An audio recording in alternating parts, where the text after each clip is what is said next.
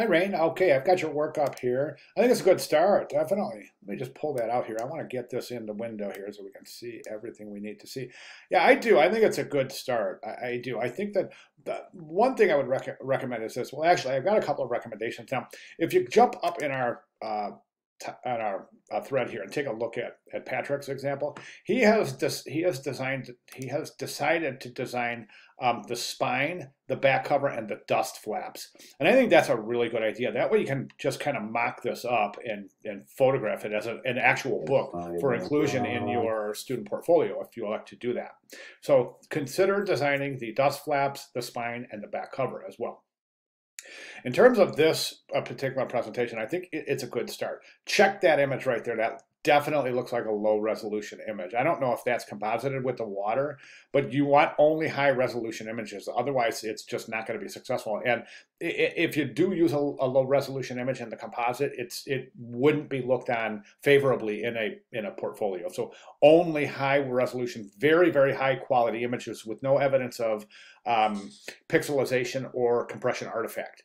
Okay, so only the finest of images. Now, one other thing I would recommend is really push the creativity here. I mean, get in there, try some experimentation with blending modes and or the mixer tool and try some painterly effects as well.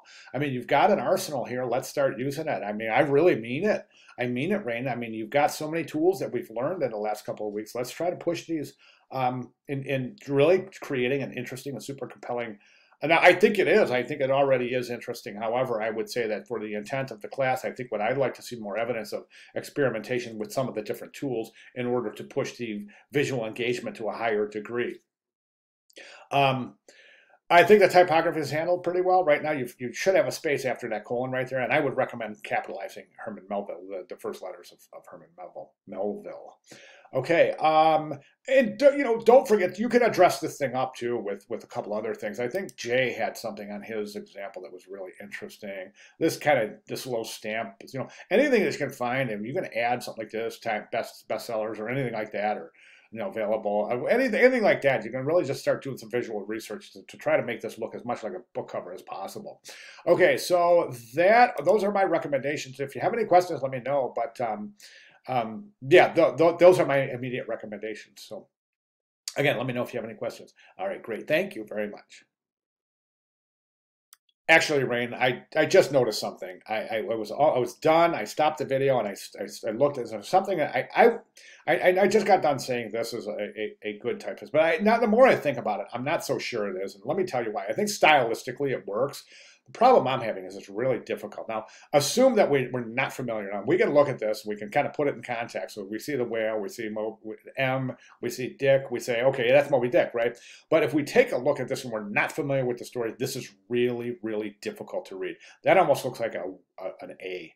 Almost looks like an A. And this almost looks like a L-E.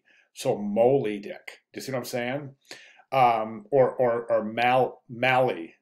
You see what I'm saying? I would try to find something that's a little bit more readable, a little bit more legible, while assuming the same visual posture as this typeface. Okay, again, any questions, please let me know. Thanks, Ray.